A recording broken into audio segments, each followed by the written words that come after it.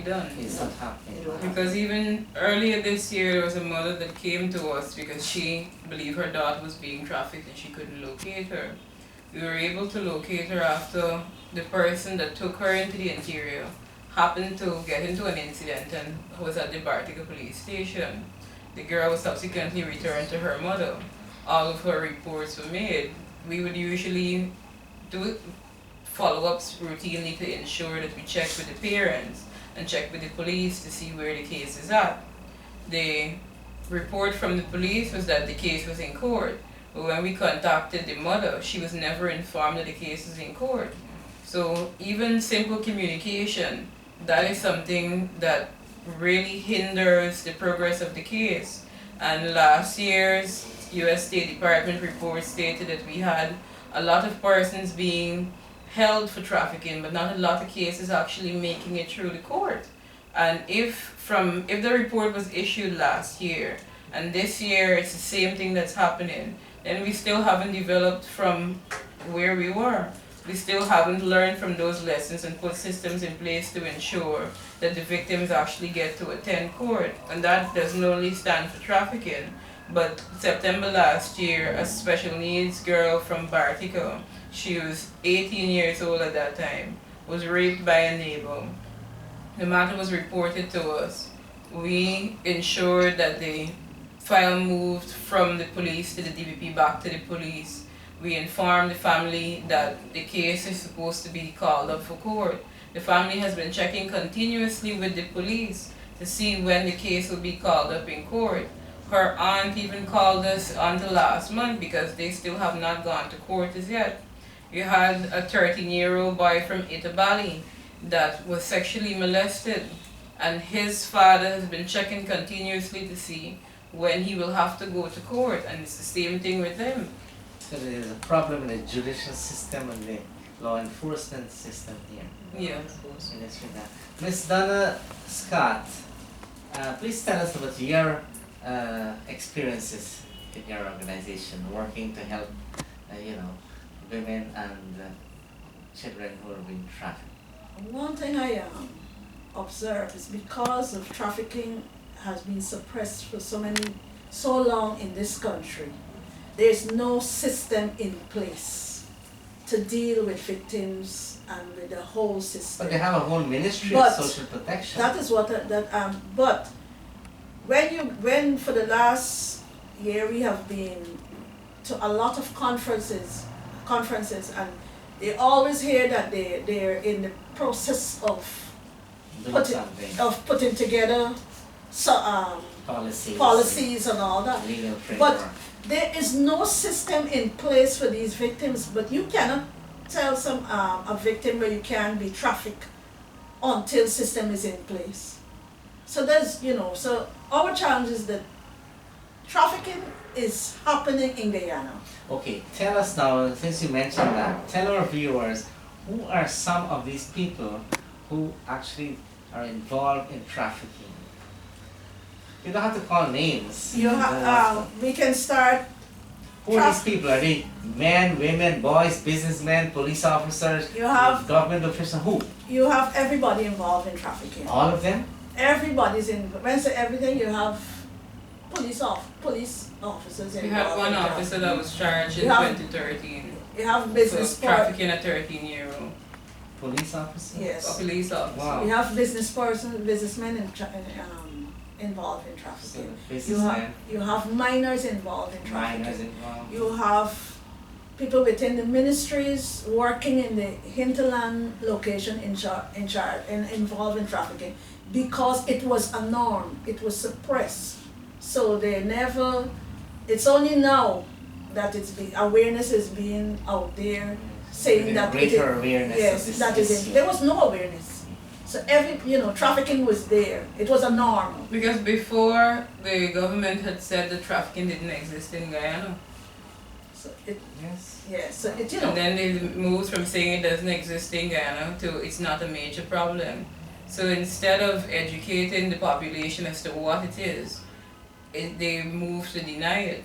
As such, now the international bodies are actually identifying this as a very serious area.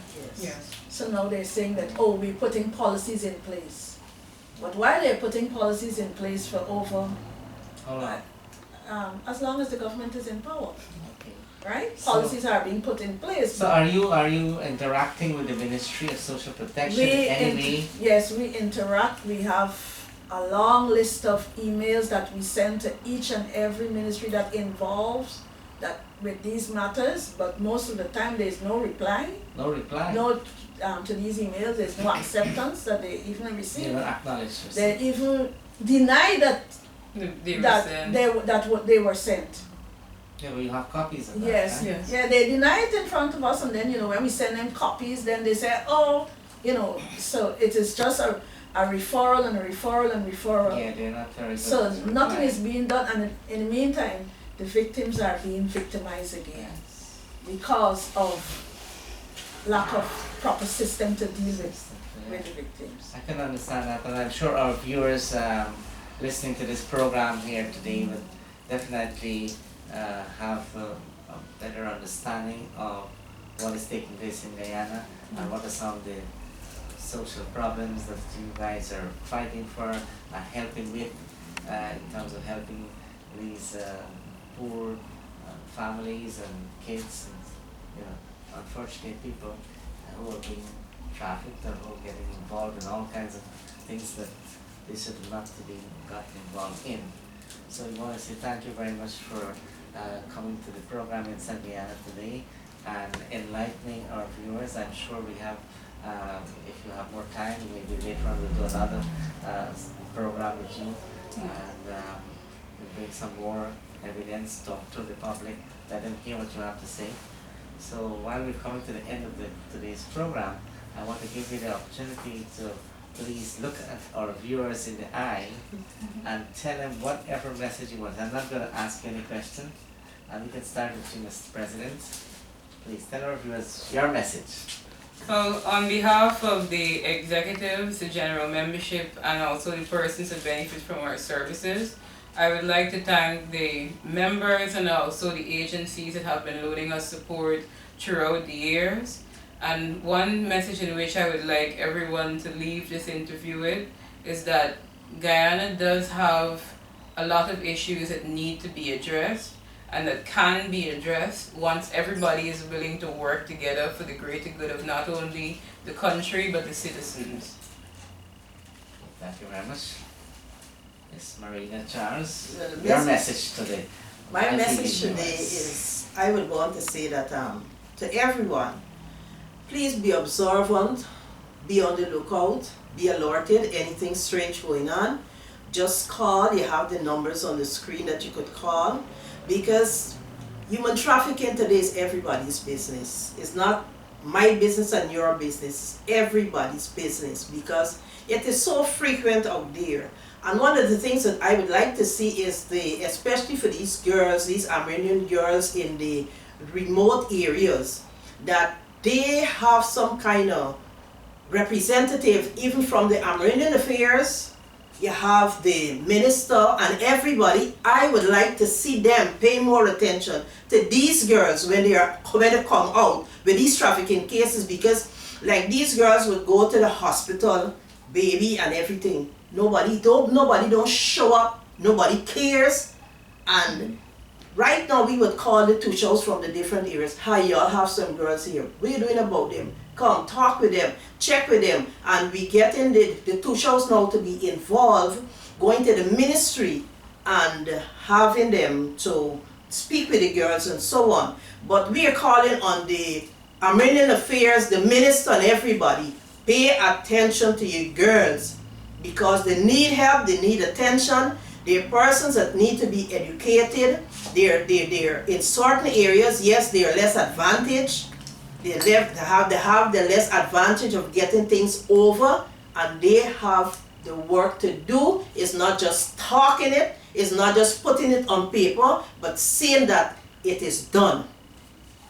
Okay, now Ms. Donna Scott, your message to our viewers, please. Okay.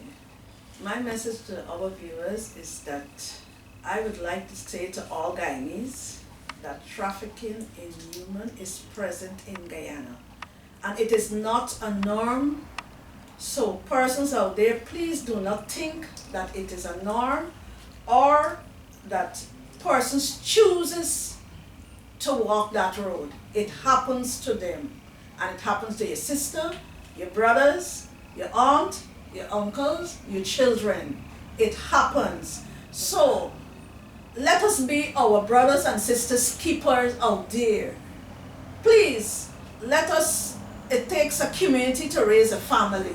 So let us try as human beings, as Guyanese, to go back to that way of life. Do not close our minds to things that we know is happening next door to us. Please, it's a season for giving, it's a season for helping. Be your sisters and brothers keeper. Is there anything else you would like to add to that, Ms. President? I see you have a lot to say, but unfortunately our program is limited in terms of time, so we might have to come back another time. But if you have a final word to you.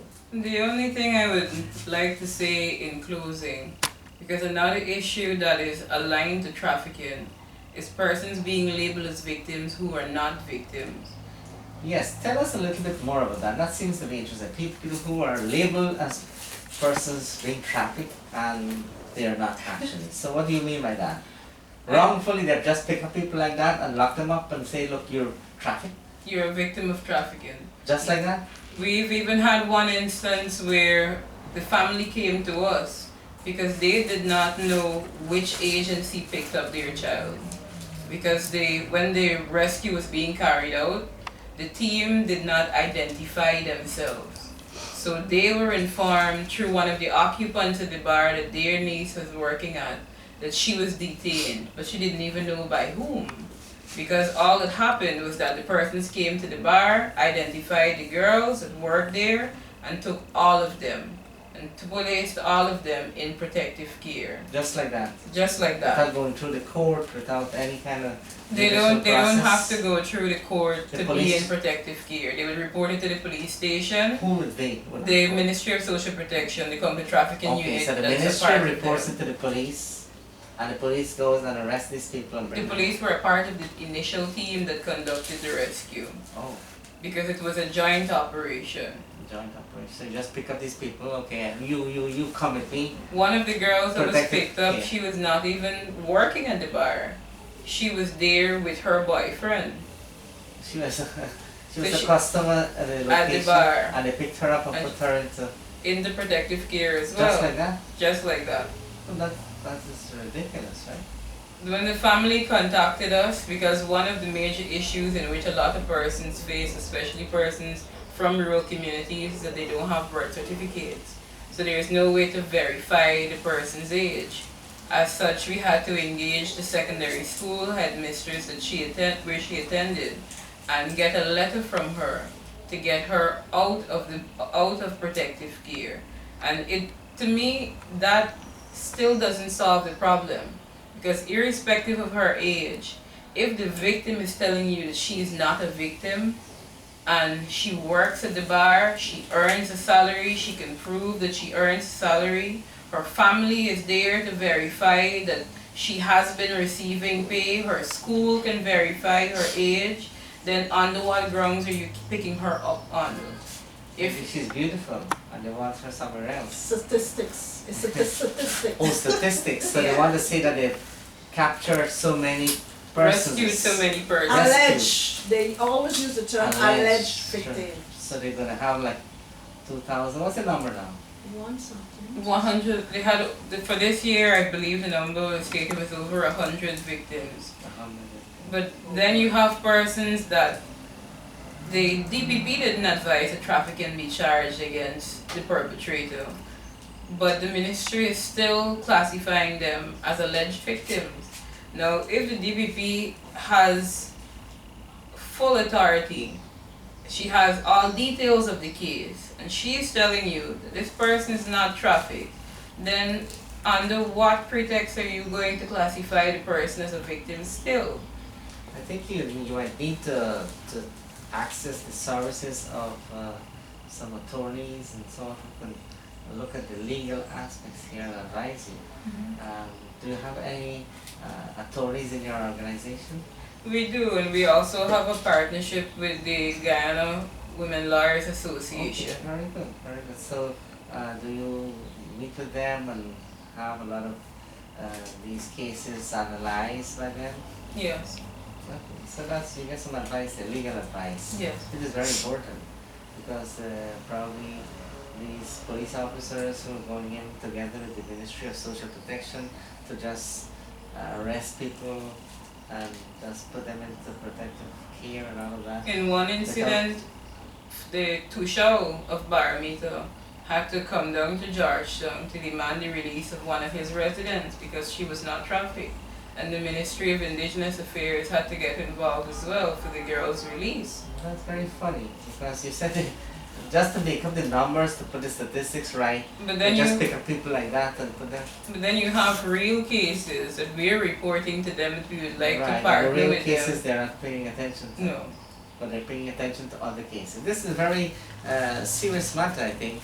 Here we have the officials, the executives, members of the Guyana Women Miners organization in Guyana, and they're saying that the Ministry of Social Protection, together with the police, they're just picking up people like that, probably to add up numbers to say that they've really done some work to get these children or possible victims in some kind of protective care, providing assistance to them, when in fact it's not the case.